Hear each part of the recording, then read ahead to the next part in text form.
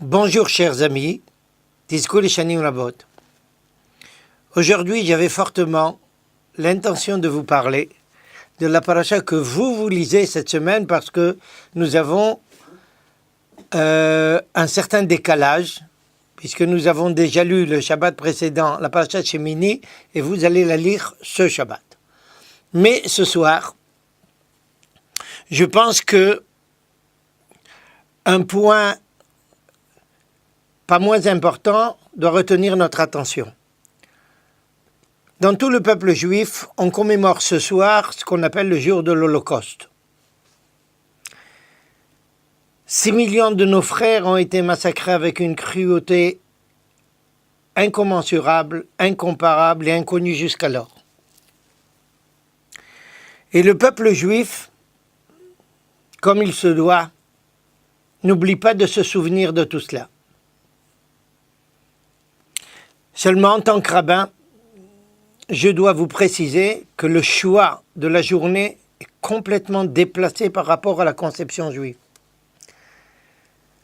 Nous nous trouvons au mois de Nissan, un mois qui est entièrement interdit à l'expression de la moindre souffrance. C'est le mois des miracles, c'est le mois de Pessah. C'est le mois de tout ce qu'a représenté l'intervention divine dans ses aspects positifs. Il n'y a donc pas de place pour l'inverse. Il y a d'autres périodes plus adéquates.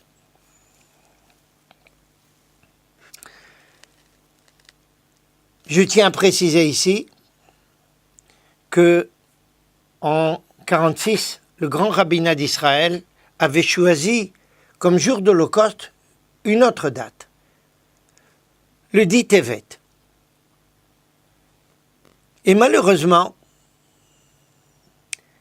certains personnages politiques marqués et traumatisés par l'Holocauste ont tout fait pour déplacer cette journée et la placer au mois de Nissan.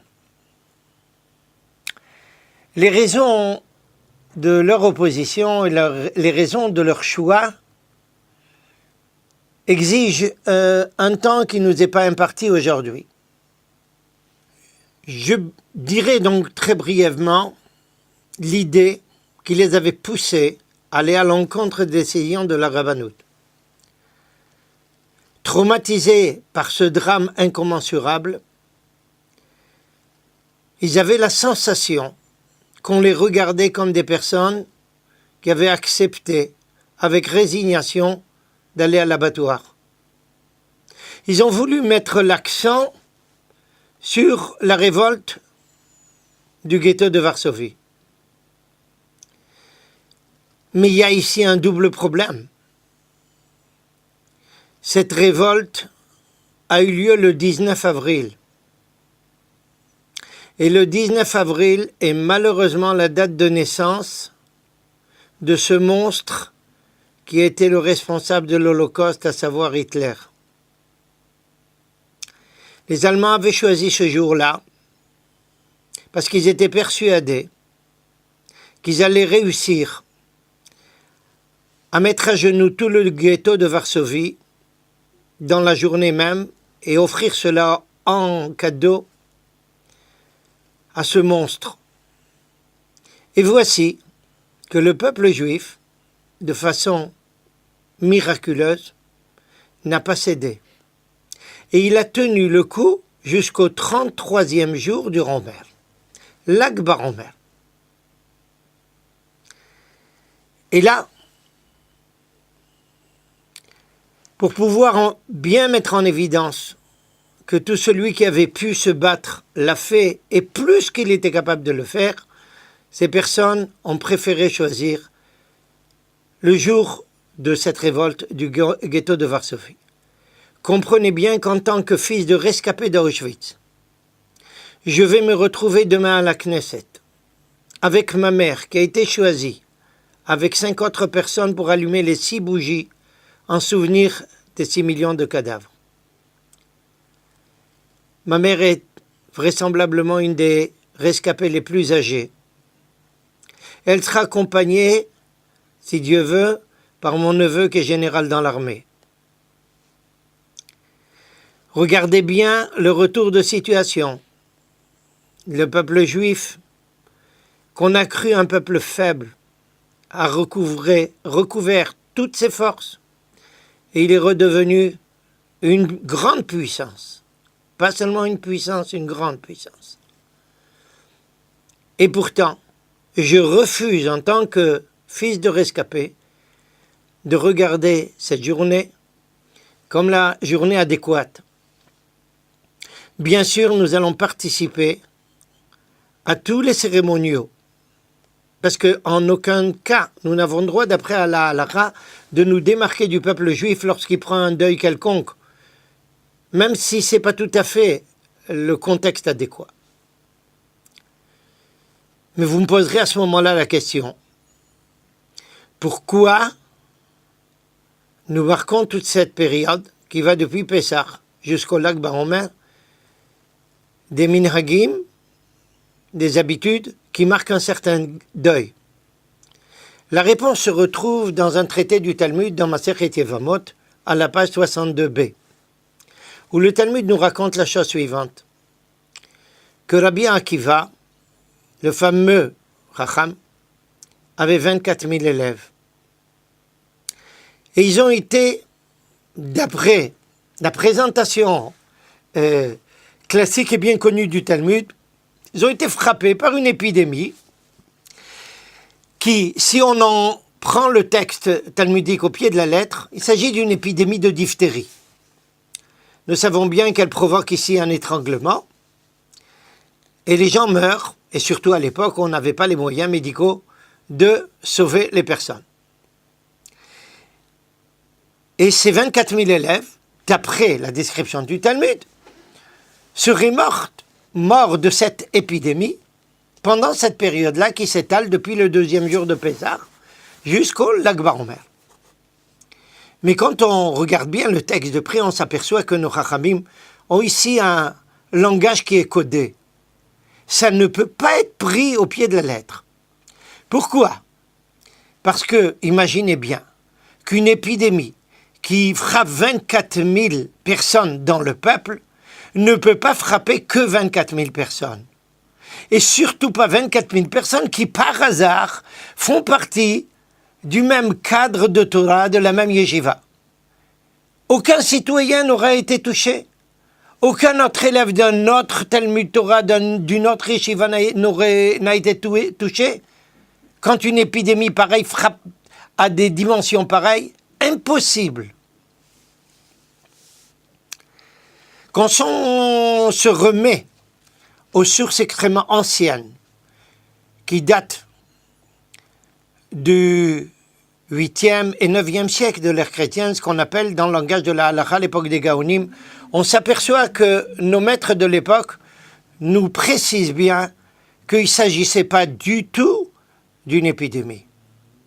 Il s'agissait de toute autre chose.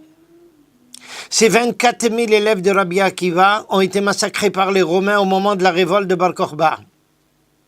Ils sont morts pour s'être battus pour la terre d'Israël et pour son indépendance, que nous allons fêter effectivement la semaine prochaine. Nous reviendrons là-dessus. Et c'est en se battant sous l'impulsion de Rabbi Akiva, qui était là le maître à penser de Bar Kokhba, qui a voulu faire et permettre au peuple juif de recouvrir son indépendance nationale, religieuse et autres. Ils se sont tous sacrifiés pour cela. Et ils sont morts dans ce combat, ou pour ce combat. Et voici que depuis l'époque, il y a donc au moins 1200 ou 1300 ans, les grands Chachamim avaient l'habitude de prendre le deuil parce que c'était des Talmidei Chachamim qui sont morts pour ce combat. Et voici que ceci est devenu une habitude de tout le peuple juif, qu'il soit Talmid Chacham ou un simple juif comme nous. Pourquoi? Parce que, aussi surprenant que ça puisse paraître, il y a une prolongation tragique à cela.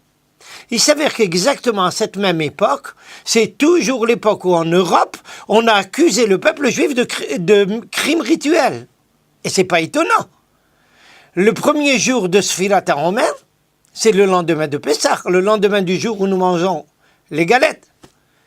Et vous savez que tout le monde chrétien nous a toujours accusés d'égorger un enfant chrétien pour mettre le sang dans les galettes. Et il suffisait de rappeler ça le premier jour de Pessah pour que le lendemain, sur la base des discours des curés dans les églises, on ait droit à un massacre systématique dans toute l'Europe. Et voici qu'un deuil qui relevait d'un tout autre domaine et d'une toute autre justification est devenu un espèce de deuil pour tout ce qui s'est passé, surtout au Moyen-Âge, dans toute l'Europe et partout où la chrétienté dominait. Et alors comment nous devons maintenant que nous recouvrons notre terre, nous avons recouvert notre terre, nous revenons ici, comment aborder tout cela? Eh bien nous continuons à marquer un certain deuil, plus léger peut-être, mais un certain deuil pour des gens qui étaient des gens de valeur, une élite intellectuelle religieuse du peuple juif, qui n'a pas hésité à prendre les armes pour défendre le peuple juif, pour se battre pour le peuple juif, pour se battre pour sa terre et surtout pour quelque chose qui est très peu connu du peuple, pour pouvoir reconstruire le temple. Et maintenant que nous lisons des parachiotes du livre de Vaïkra, qui est entièrement, quasiment consacré à tous les sacrifices, c'est le moment de savoir qu'ils se sont battus pour la reconstitution totale, religieuse et spirituelle du peuple juif. Ils n'ont pas hésité un instant. C'est grâce à leur courage incommensurable que nous nous sommes toujours souvenus de leur esprit de sacrifice et que nous avons réussi grâce à ça à tenir le coup sous les pires souffrances qui nous ont frappés pendant 2000 ans. Regardez comment Akadosh Baruch Hu fait les choses. Le ghetto de Varsovie s'est soulevé et il a tenu le coup autant que de temps et jusqu'aux mêmes dates qu'ont tenu le coup les élèves de Rabbi Akiva. Mais maintenant, à la suite de cela, Akadosh Baruch Hu a tout renversé. Il nous a ramenés en terre d'Israël. Nous nous reconstituons sur tous les plans ici et nous allons aller de l'avant en permanence dans tous les domaines et avant et surtout sur le plan spirituel, moral et humain, et nous donnerons comme cela à toute l'humanité la leçon qu'elle attend depuis longtemps et qu'elle n'a pas tout à fait encore réussi à assimiler. Elle est en voie, mais elle est encore très loin. Elle a besoin de nous pour cela et nous serons là pour répondre à ça.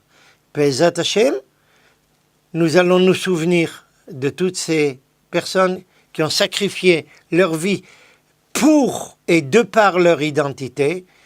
Et à la suite de cela, nous allons ici tout reconstituer en leur souvenir et pour les refaire vivre afin que le peuple juif recouvre toute son identité aux yeux de toutes les nations. Shabbat Shalom.